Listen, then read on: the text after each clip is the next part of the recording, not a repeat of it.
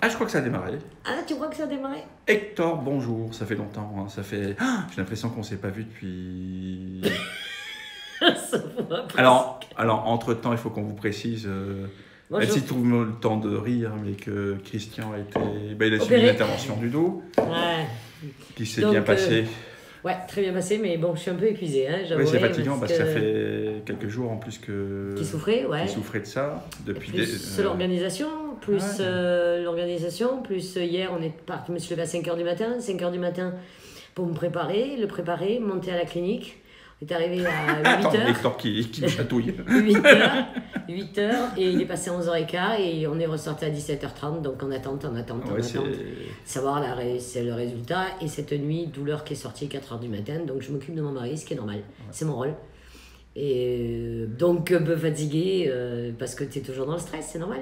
Puis impressionnant parce que l'intervention c'était une intervention délicate qui a été faite par un des meilleurs au monde. Hein. Je précise, docteur Maxime Chalali, problème de dos, allez le voir.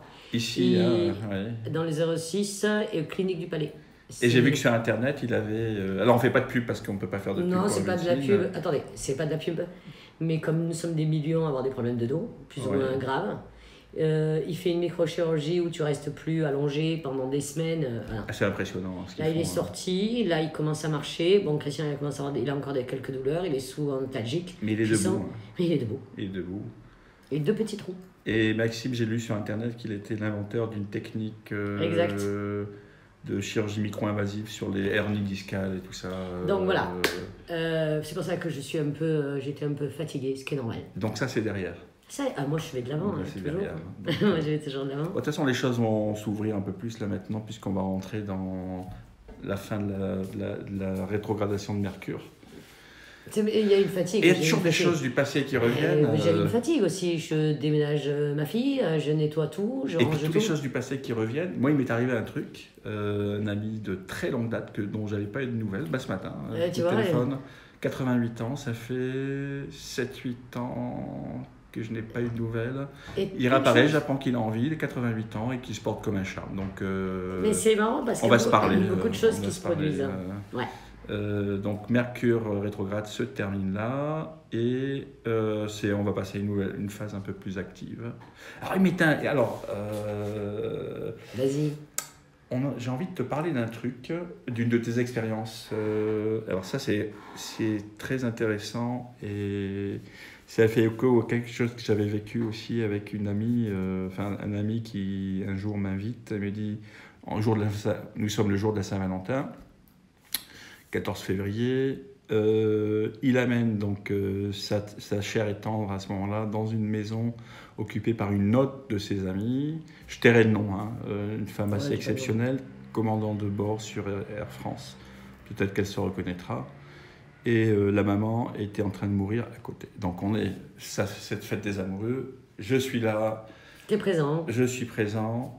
Une mère qui était là depuis, entre la vie et la mort, depuis une vingtaine de jours. C'est long, hein c'est long. Et des questionnements à propos de tout ça. Et en fait, il n'y a pas de... on n'apprend pas à mourir. Hein. On apprend à vivre. À vivre. Mais pas à mourir. Alors ça fait écho, pourquoi je te parle de ça? Parce que je viens de chercher sur ce que tu as vécu, là, ce que tu viens de vivre. Peut-être tu nous raconteras sur cette personne qui était dans le coma. Et, voilà. C'est une dame d'un certain âge qui avait l'Alzheimer depuis pas mal d'années et qui, là, la famille a appris que c'était une question de jours, peut-être 2 semaines parce que les médecins ne peuvent pas affirmer. Et c'est une amie, parce que je considère que c'est une amie.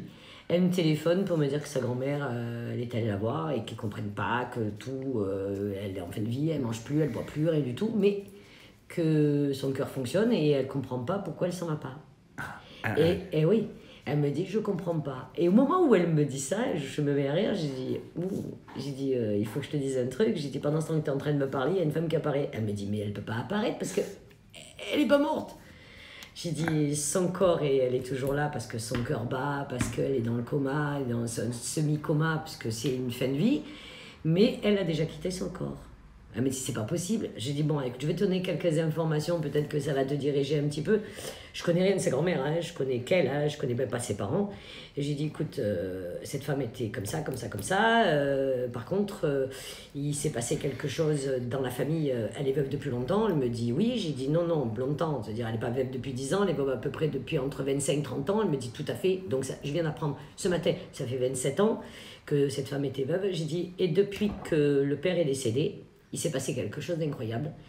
Elles sont plusieurs sœurs, ça me l'avait dit, ils étaient 6 sœurs.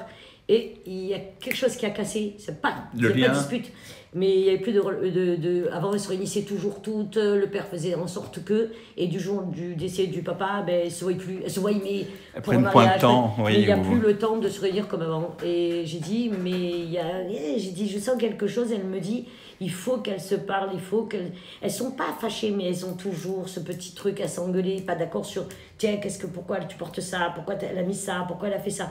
J'ai dit, mais... Et elle me dit, mais je comprends pas. Et là, je lui réponds, ta grand-mère me transmet un message. Elle me dit, mais comment elle peut te le transmettre? J'ai dit, écoute, je sais pas si c'est vrai ou faux. Tu me réponds par oui, j'ai tort ou j'ai pas tort. Il s'est passé ça dans la famille, il se passe ça. Elle a besoin que les sœurs remettent un véritable contact. Elles se voient, mais plus comme avant. D'arrêter les bêtises, les problèmes. Qu'elle fasse la paix, en fait. Voilà, qu'elle fasse la paix avec elle-même, mais vraiment la paix pour des broutilles. En plus, ça s'engueule pour les broutilles. Elle avait ça, elle préférait si. Il faut arrêter. Et la mère, elle voudrait qu'elles retrouvent leur lien mutuellement, toutes les 6. Et j'ai dit, elle aimerait un truc, la mère, c'est un truc de fou, qu'une fois que la mère sera partie, que leur maman parte, elle aimerait qu'une fois par an, elles se retrouvent que toutes les 6, pas avec les petits-enfants, les maris, entre elles. Qu'entre elles, pour qu'elles retrouvent ce qu'elles ont perdu depuis l'amour de leur père. Et une autre chose, j'ai dit, il faut que je te dis quelque chose, il faut que tu appelles ta mère, que tu lui transmettes de ma part. Qu'est-ce elle les a aimées? Et qu'est-ce qu'elle aime ses filles? Elle n'était pas démonstrative, elle ne savait pas leur montrer, mais elle les a aimées plus que tout. Donc, je vous en supplie, je lui dis, je t'en supplie, transmets à ta mère. Donc, qu'est-ce qu'elle fait? Elle transmet, tout ça, bon. Et Émilie, elle s'appelle Émilie, mon amie, elle ne se gêne pas, elle appelle sa mère, elle lui dit, en les engueulant, oui, il faudrait que vous arrêtiez de vous engueuler. Elle me dit, comment, je sais pas, et comment elle le sait? Alors évidemment, c'est comment elle peut savoir. J'ai dit, cherche pas à comprendre, dis-leur, transmets-leur le message. C'est une information. C'est une information qu'il faut leur transmettre, ce qui a été fait. La grand-mère est enfin partie, parce qu'on va dire enfin quand tu étais dans le coma, que tu étais un vrai légume, que tu es en fin de vie. La grand-mère est partie et la maman, la fille me pose la question, pourquoi sa maman est décédée au moment où ma mère est partie souper avec mon père, prendre un moment à temps avec lui pour se retrouver un peu en famille et après revenir. Elle dit pourquoi elle est partie à ce moment-là. Et ma réponse a été attends. La grand-mère, la grand-mère arrive, parce que moi je la revois, elle revient me communiquer, elle communique avec moi et elle me dit, parce qu'elle ne voulait pas qu'elle la voie faire son dernier souffle, parce que c'est la plus sensible des 6. Pas la plus forte, pas la plus intelligente, la plus sensible. C'est une éponge. Elle démontre pas, elle ne sait pas démontrer, mais c'est celle qui a envie de lien de toutes les 5. C'est elle qui a envie que les 6 sœurs soient fusionnelles. Et si elle aurait vu sa mère, son dernier souffle, c'est la seule image qu'elle aurait eue de sa maman. Ouais. Et c'est pas ce qu'elle voulait. Parce que c'est une éponge. Comme sa mère, Émilie est comme sa mère, la mère et la fille sont exactement pareilles. Et c'était le vœu de la mère. Alors, elle n'est pas partie en catimini pour pas que sa fille...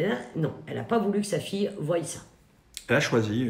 Est-ce qu'elle a choisi, un moment donné où elle lâche prise. Donc, mon message, c'est lâcher prise.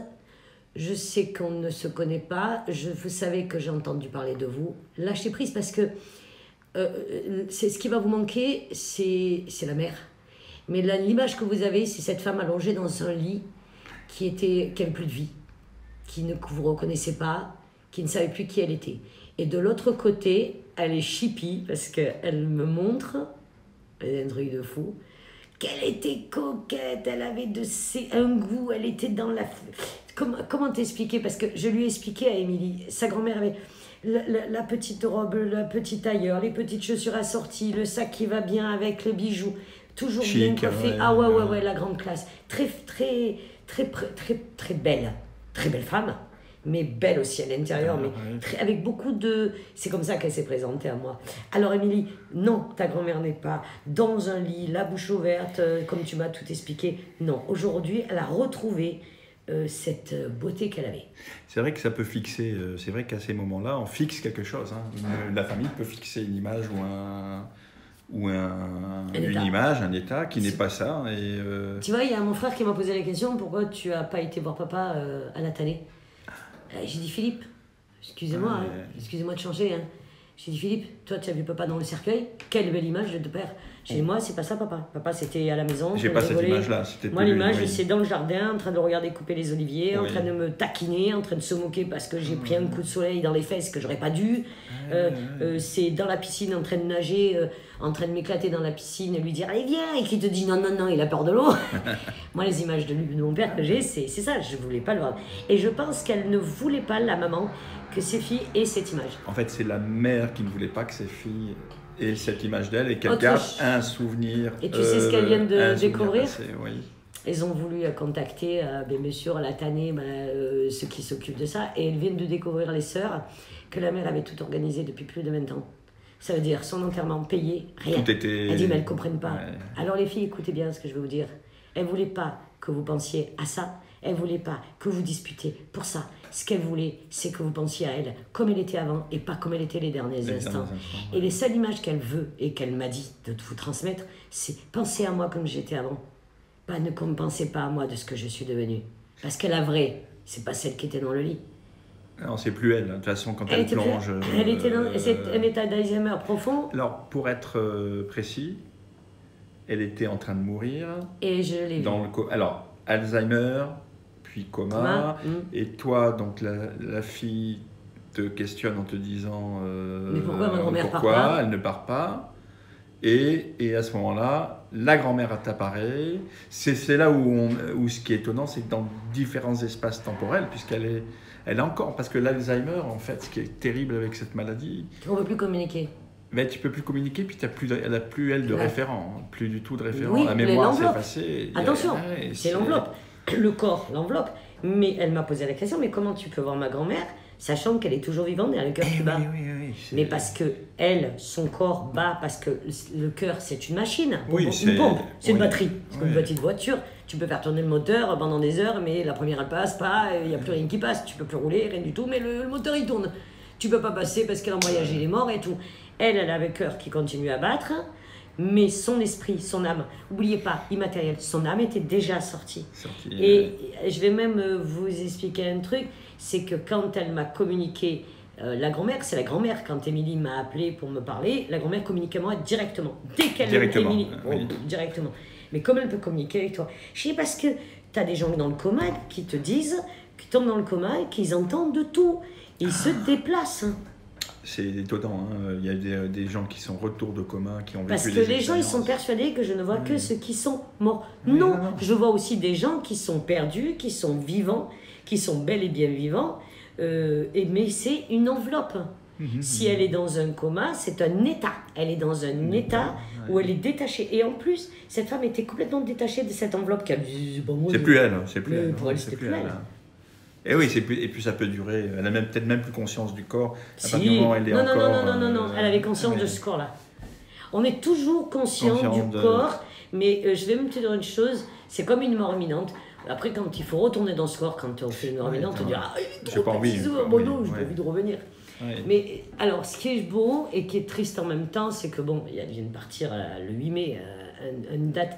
Et elle me dit, c'est quand même incroyable, la maman, parce que après j'ai la maman qui m'a appelé, la maman d'Émilie qui m'a appelé, qui m'a dit, elle est quand même incroyable, elle est décédée le 8 mai. Et j'ai lu, mais c'est quoi? C'est un jour férié. Elles n'auront pas d'excuses pour ne pas se voir. Et comme elles sont toutes dans la région, elles n'auront pas d'excuses. La mère, elle est maline, elle a fait en sorte de fêter cet anniversaire. Elle est incroyable parce que elle avait une puissance.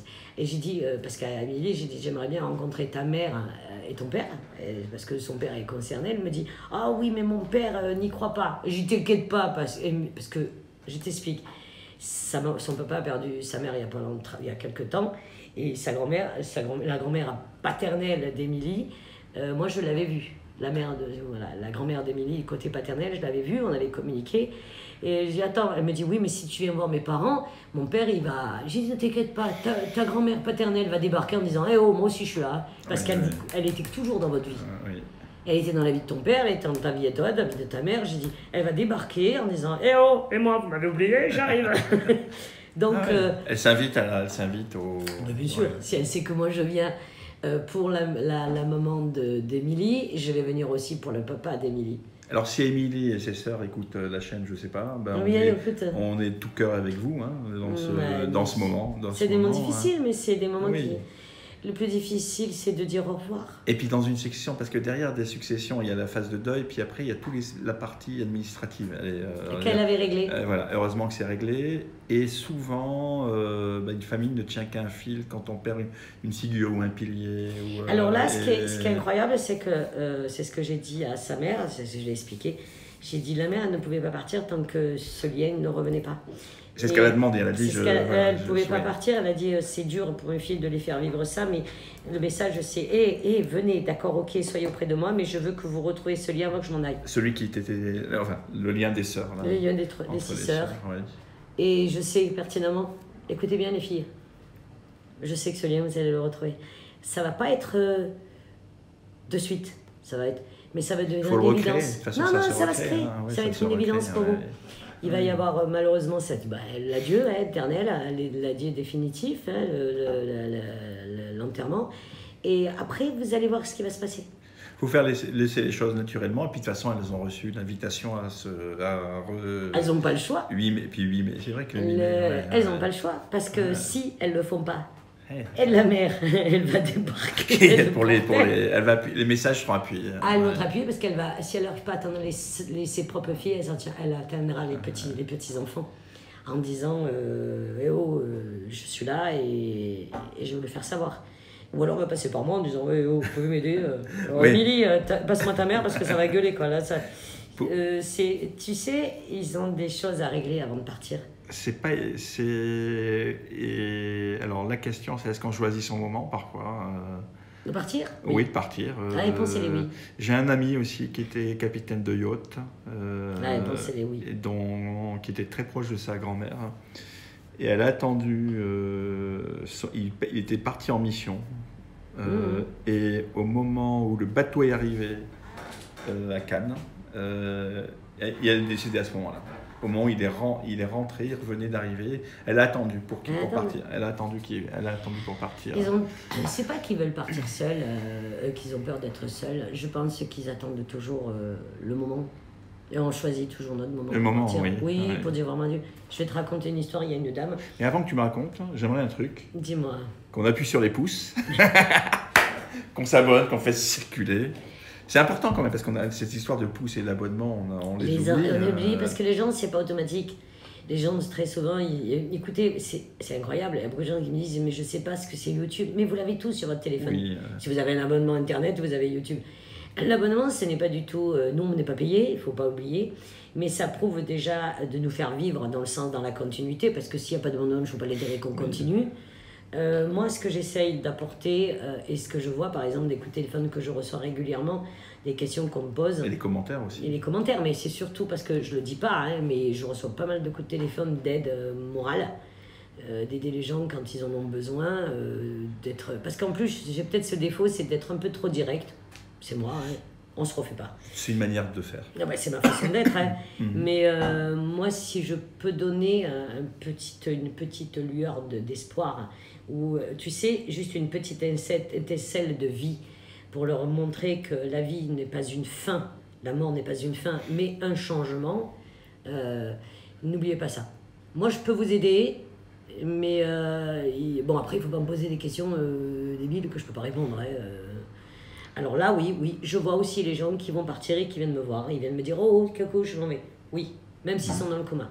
Parce que leur corps, il est là, mais il est prêt à s'en aller. Sauf qu'il y a tout un débat actuellement là, qui ressurgit là, sur l'euthanasie, sur la fin de vie, les fins de vie. Qui ont décidé, ouais. Qui encore ça fait des années que c'est là. Et on est sur un sujet quand même assez... On a le droit de choisir. Choisir, ouais. On ne choisit pas sa mort, c'est la façon qu'on va mourir. Oui, Mais je pense qu'à un moment donné, il faut laisser les gens partir dans la dignité. Moi, je considère que être digne, pas aux yeux des autres, on s'en fout, mais sa propre dignité. Si quelqu'un est en fin de vie et qu'il ne peut pas lui-même se donner la fin, mais je considère que l'euthanasie, allez, on va le dire médicalisée, parce que les médecins ne sont pas là pour donner la mort, et je le conçois et je le comprends, mais une aide pour soulager pour aider à partir. Bon, la souffrance, il enlève, mais on ne peut pas laisser quelqu'un souffrir éternellement dans un lit à l'agonie, qui ne peut pas manger, qui ne peut plus manger, qui ne peut plus se nourrir, qui est un légume. En tout cas, là, moi j'aimerais remercier aujourd'hui, là, on va en profiter de toutes les personnes qui font de l'accompagnement. Des mourants, des personnes en phase terminale. C'est une expérience qui est formidable. Métier, hein. Ta fille l'a fait, toi tu l'as fait. Ma fille l'a fait, ma fille le fait. C'est une vraie démarche. J'ai une amie aussi, quelqu'un que je connais bien, Alix, qui fait ça du côté de Monaco. Moi je l'ai fait pour mon père. C'est alors plus compliqué quand il s'agit des siens, mais j'aimerais les remercier. Puis tous ceux qui le font sans le savoir. C'est pas une démarche intellectuelle, c'est juste être présent, un petit geste, un sourire, on n'a pas de mots pour ça.